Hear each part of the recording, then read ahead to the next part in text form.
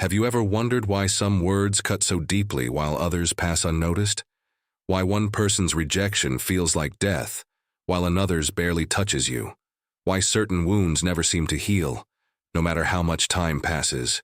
You think it is because of them, because of what they said, because of what they did, because of how they betrayed you. But Jung would confront you with a darker truth. It is not them, it is you. The enemy is not outside. The real enemy lives within your unconscious. Imagine this. Two people face the same insult. One shrugs and walks away. The other collapses, replaying the words for weeks. What is the difference? The insult is the same. The difference is the wound it touches. The insult only has power when it falls into a place already broken inside you. And that place, that weakness, that scar, that is your shadow. Carl Jung spent his life mapping this hidden territory. He warned that most people live enslaved not by the cruelty of others, but by the contents of their own unconscious. Every fear, every unresolved trauma, every repressed desire waits in the dark. And when triggered, it erupts like fire, convincing you that the world has hurt you, when in truth you are bleeding from your own unhealed wounds. Think of your life. How many times have you told yourself, if only they hadn't said that? If only they hadn't left me? If only they hadn't betrayed me? And yet, here you are, still in pain long after they are gone. The wound is no longer about them. It never was. It is about you.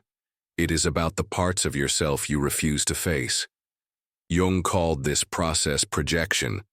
You believe others are the cause of your suffering, but in reality they are only mirrors reflecting what you deny. The criticism you cannot bear, it reflects your own self-doubt, the abandonment that destroys you. It reflects the part of you that never believed you were enough. The manipulation that enrages you, it reflects your fear of being powerless. And until you make these unconscious truths conscious, you will keep calling it fate. You will keep blaming others for wounds that live inside you. This is why nothing and nobody can truly hurt you. Because the pain you feel is never about them. It is about you. The insult, the rejection, the betrayal are only triggers. The wound was already there. But here is the problem. Facing this truth is terrifying. Because if the pain is not about them, it is about you. It means you are responsible. It means you cannot spend your life waiting for others to change, apologize, or heal you. It means you must walk into your own darkness and confront what you fear most, yourself. Jung never sugar-coated this journey. He knew it was brutal.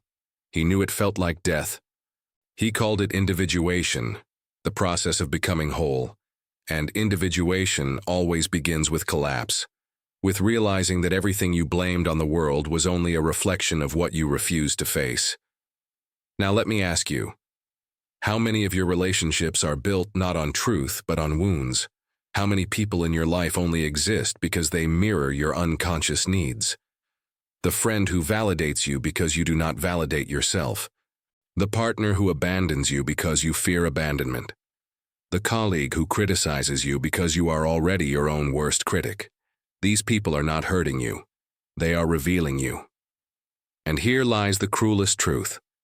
The people you call toxic, the people you call cruel, the people you call manipulative, they are not your enemies. They are your teachers. They show you where you are weak, where you are unconscious, where you are still a puppet of your own shadow. This is why Jung said the greatest danger is man himself, because nothing outside you can destroy you unless it finds a wound inside you to pierce. And as long as you refuse to see those wounds, you will live at the mercy of every word, every rejection, every betrayal. But the moment you see it, the moment you say, "This pain is mine, this fear is mine, this shadow is mine," you begin to take back your power. Because you cannot be manipulated by what you accept. You cannot be blackmailed with what you own. You cannot be destroyed by what you integrate. Think of guilt. Manipulators use guilt because they know you cannot bear to feel selfish. But if you accept your selfishness, if you integrate it into your being, Then guilt loses its teeth. Accuse me of selfishness, and I will nod. Yes, sometimes I am selfish. And that is fine. The chain breaks. Think of rejection. People abandon you because they know you fear abandonment. But if you accept solitude, if you learn to walk alone, then rejection loses its power. Leave me, and I remain whole. The chain breaks. Think of betrayal. It devastates you because you cannot bear the thought that love might not last. But if you accept that love is fragile, that people are imperfect, that loss is inevitable, then betrayal loses its sting. You hurt me, but you cannot destroy me. The chain breaks. Do you see?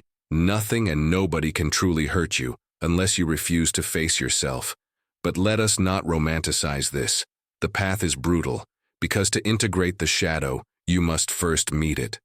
And when you meet it, you will feel disgust. You will feel shame. You will feel fear. You will see the parts of yourself you have denied your whole life. The anger, the envy, the selfishness, the neediness, the cowardice, and every instinct will scream to turn away, to hide, to pretend it isn't there. But Jung warned, what you resist persists. The more you deny your shadow, the more it controls you. The more you hide from it, the more others will use it against you. And so the only way out is through. You must look into the abyss of your own soul and not turn away. This is why individuation feels like death. Because it is. It is the death of the false self. The death of the mask. The death of the illusion that others are to blame for your pain. And once that self dies, once the mask falls, you are left with the raw, terrifying truth. Your freedom depends on how much of yourself you are willing to face. And here is the paradox. The moment you accept this death, you are reborn. Because once you integrate your shadow, once you own your wounds, once you embrace your darkness, you become untouchable. Insults no longer pierce. Rejections no longer collapse you. Betrayals no longer destroy you. You may feel pain, but pain no longer owns you. So let me ask you now, how much longer will you let your unconscious run your life? How much longer will you blame others for the pain that is yours to face? How much longer will you collapse every time someone touches your shadow? The truth is brutal but liberating. Nothing and nobody can truly hurt you, except your refusal to face yourself. In the next part, we will go deeper into the mechanics of projection, how the unconscious tricks you into believing others are your enemies, how manipulative people exploit your hidden wounds, and how Jung revealed the path to freedom through integration. If this message spoke to you, write in the comments, I choose to face myself. And don't forget to subscribe, because the next part will expose the hidden games of projection that control your life without you even realizing it. You believe people betray you. You believe they attack you. You believe they are the source of your pain. But Jung would confront you with a devastating truth. Most of what you suffer is not about them at all. It is about projection. Projection is the silent trick of the unconscious. You bury what you cannot accept about yourself. Your anger, your envy, your fear, your selfishness. But what is buried does not disappear. It waits. And then, when you meet someone who reflects even a fragment of that hidden part, you project. You call them cruel. You call them arrogant. You call them selfish. But in truth, you are looking at your own shadow through their face. Think about this carefully. The person you despise most may be the one who reveals the part of yourself you most refuse to see. The colleague whose arrogance infuriates you. Perhaps it touches your own repressed ambition. The friend whose selfishness enrages you. Perhaps it mirrors the selfishness you deny in yourself. The partner whose coldness devastates you. Perhaps it reflects the distance you carry in your own heart. And here lies the cruelty. Projection does not only distort how you see others, it enslaves you to them. Because once you project, you react, you fight, you collapse. You waste energy battling ghosts that are not outside you but inside you. And every time you do, your unconscious grows stronger, your shadow darker, your freedom further away. Jung said, Everything that irritates us about others can lead us to a better understanding of ourselves. But most people never ask what their irritation reveals. They only blame, they only fight, they only react, and so they remain trapped, forever at the mercy of enemies that do not exist. This is how manipulators operate. They do not create new wounds, they only press the ones you already carry. They know you fear being abandoned, so they threaten to leave. They know you cannot bear to be seen as selfish, so they accuse you. They know you crave approval, so they withhold it. And each time, you collapse. Each time, you explain. Each time, you give them exactly what they want, your energy. Do you see how terrifying this is? As long as you refuse to face your shadow, the world will use it against you. People will manipulate you not with force, but with your own unconscious. They will not need chains. They will not need prisons. Your guilt, your fear, your shame will be enough. Now let's confront something brutal. Every person who has ever hurt you was showing you a piece of yourself. The betrayal revealed your fear of loss. The insult revealed your hidden insecurity. The rejection revealed your dependence on validation. None of this was about them. It was always about you. This does not mean their actions were good. This does not mean they were innocent. But it does mean your suffering went deeper than their actions. Because if you had no wound, their strike would find no target. The arrow would pass through empty air. The insult would vanish. The betrayal would sting but not destroy. The rejection would hurt but not collapse you.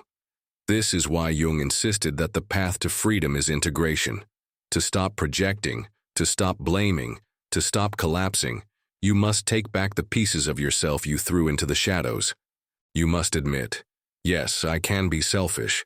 Yes, I can be arrogant. Yes, I can be cold. Yes, I can be cruel.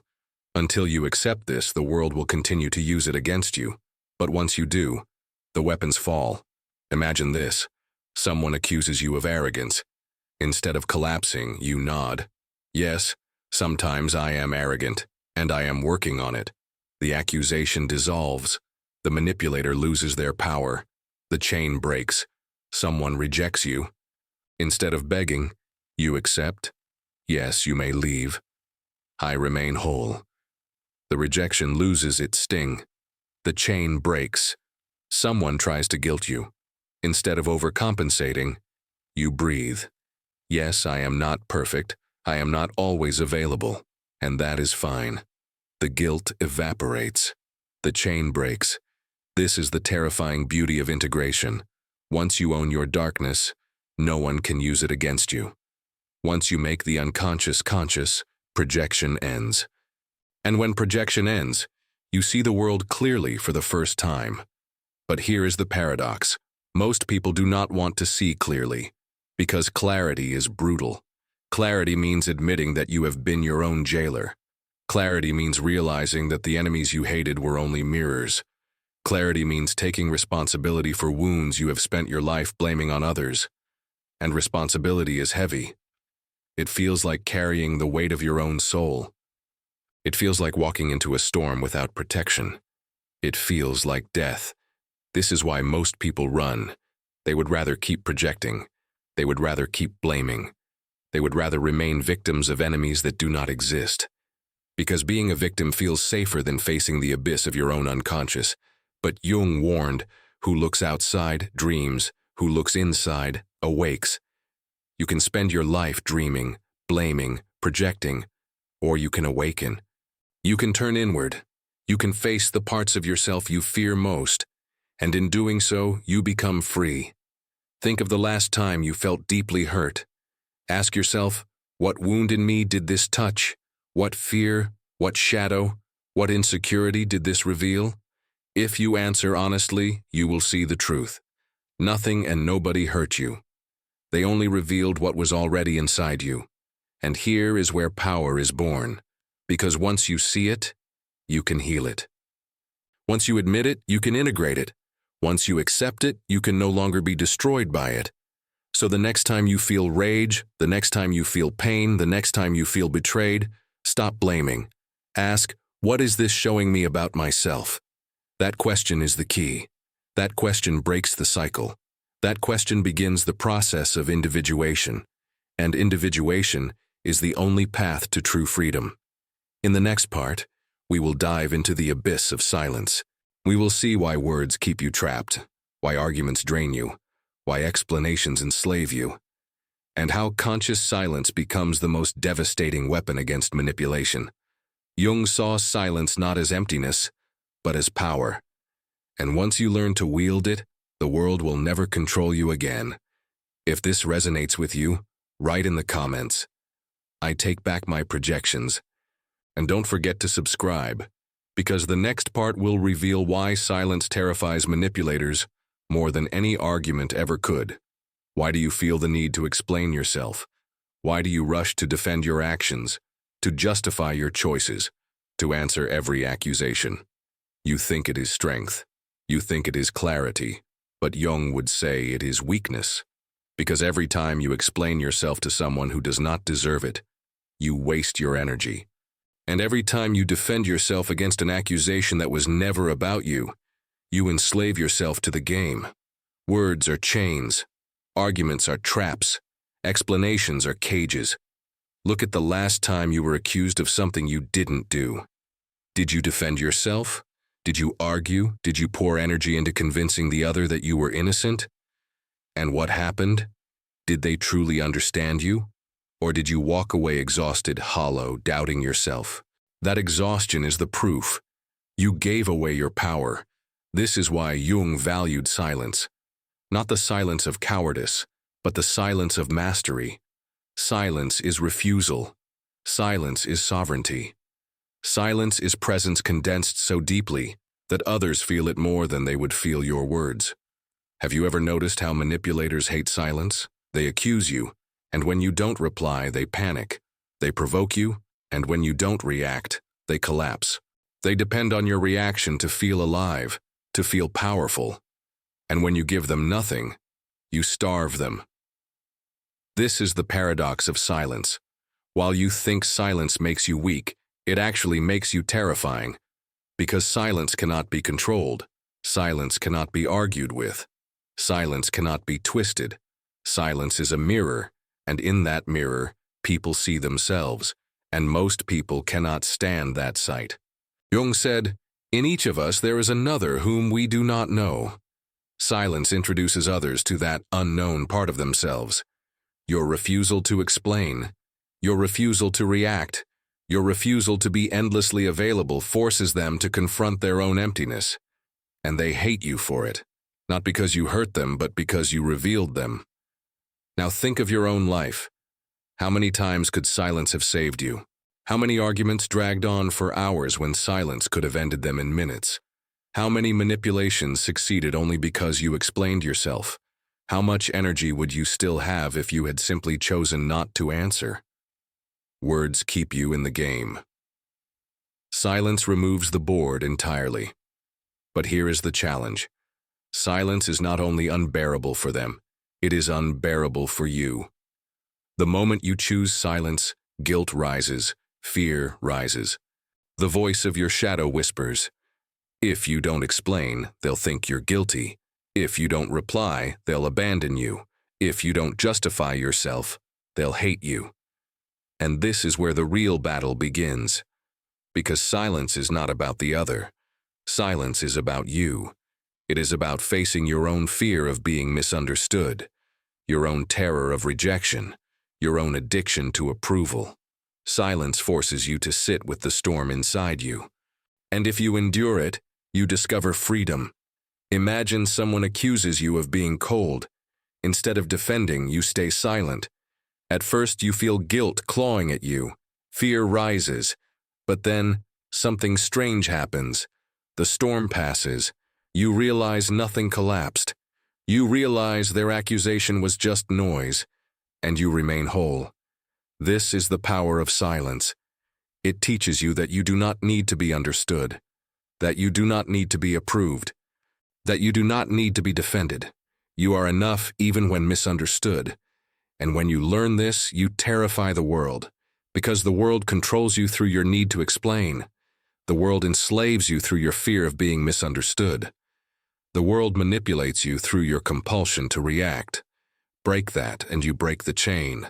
Jung called this individuation, the process of becoming whole. And individuation requires the death of compulsive words. It requires learning the art of silence, because only in silence can you hear yourself. Only in silence can you gather your energy. Only in silence can you become whole. But be warned, silence will cost you. You will lose people, because some people only stayed because of your availability. Some people only loved the role you played. And when you stop playing, when you stop explaining, when you stop being always available, they will leave. Let them. Their leaving is not your loss. It is your liberation. And those who remain, they are the ones who never needed your explanations. They are the ones who respect your silence. They are the ones who value your presence, not your performance. They are few, but they are real. Now ask yourself, are you willing to pay this price? Are you willing to be misunderstood? Are you willing to endure accusations without defending? Are you willing to lose people who only loved your availability? Because that is the cost of freedom. And here is the revelation. The moment you embrace silence, you become unshakable. You enter a room and say nothing, yet people feel your presence. You are accused and you do not collapse. You are rejected and you remain whole. You are misunderstood and you stay free. This is power. Not the power of domination, but the power of sovereignty. Nothing and nobody can truly hurt you once you master silence.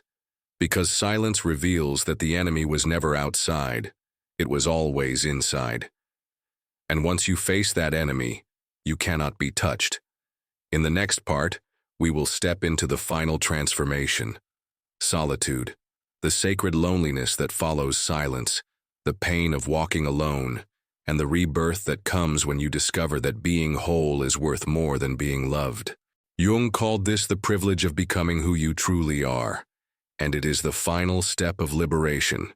If this spoke to you, write in the comments, "I embrace silence," and don't forget to subscribe, because the last part will reveal why solitude is not a curse but the beginning of true freedom.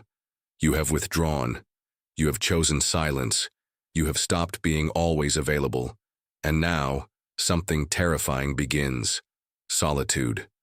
At first, solitude feels like a punishment. The phone is quiet. The people who once drained you have disappeared. The endless demands, the constant noise, the manipulations, they are gone. And you are left alone with yourself. No audience, no validation, no one to save, no one to please. Only silence, only solitude. And this is where most people break. They confuse solitude with emptiness. They confuse silence with abandonment. They run back to the noise, back to the manipulation, back to the prison of availability, just to avoid the confrontation with themselves. Because solitude is not the absence of others, it is the presence of yourself. And for many, that is unbearable. But Jung knew the truth. Individuation requires isolation.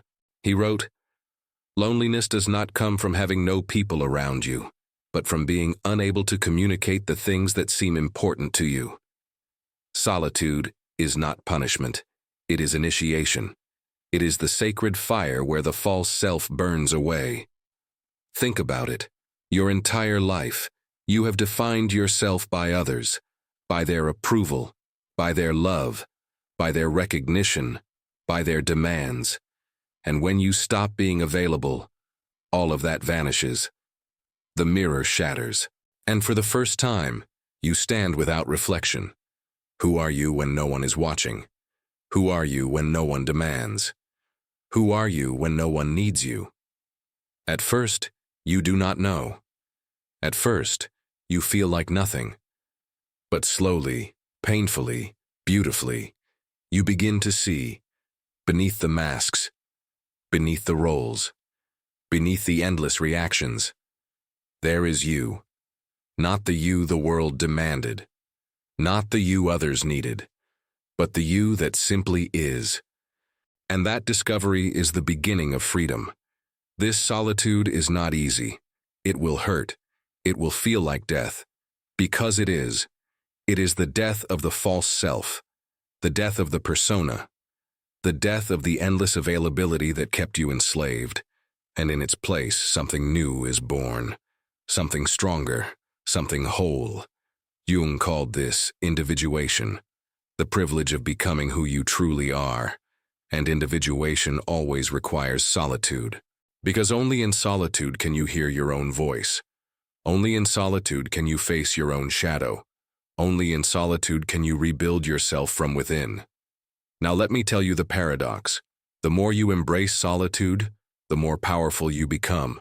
Because when you no longer fear being alone, no one can control you. Rejection loses its power. Abandonment loses its sting. Manipulation loses its hold. You may lose people, but you do not lose yourself. And that makes you unshakable. Think of it. When you are no longer terrified of being alone, you are free to say no. You are free to withdraw. You are free to live by your truth, even if it costs you approval. And in that freedom, you become rare. You become unforgettable. You become someone the world cannot ignore. This is why nothing and nobody can truly hurt you. Because once you embrace solitude, once you face yourself, once you integrate your shadow, you realize that the only real danger was your own unconscious. The enemy was never outside. The enemy was your fear of yourself. And now that you have faced it, you are free. But do not mistake freedom for comfort. Freedom is heavy. Freedom is lonely. Freedom is misunderstood. People will accuse you. People will reject you. People will call you cold, arrogant, distant. Let them. Their words cannot touch you anymore. Their rejection cannot destroy you anymore. Because you are whole, and wholeness cannot be broken. Now I ask you, are you ready for this freedom? Are you ready to lose people who only loved your availability? Are you ready to endure the silence that reveals your soul? Are you ready to walk alone, not because you hate the world, but because you finally love yourself enough to stop betraying your own being? Because this is the final step, to accept that solitude is not your enemy, it is your initiation. To accept that silence is not your weakness, it is your strength. To accept that individuation is not a path of comfort, it is a path of truth. And truth, as Jung knew, will set you free, even if it costs you everything else. So now the choice is yours.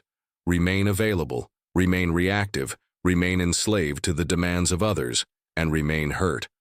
Or withdraw, embrace silence, walk into solitude and then discover that nothing and nobody can truly hurt you again. The world will panic, people will accuse, they will misunderstand, but none of that matters. Because you will be free. If this journey spoke to you, write in the comments, I choose freedom, and don't forget to subscribe, because this is only the beginning. Individuation is not a destination, it is a lifelong path. And each step takes you deeper into yourself, deeper into truth, deeper into the unshakable power that no one can take from you.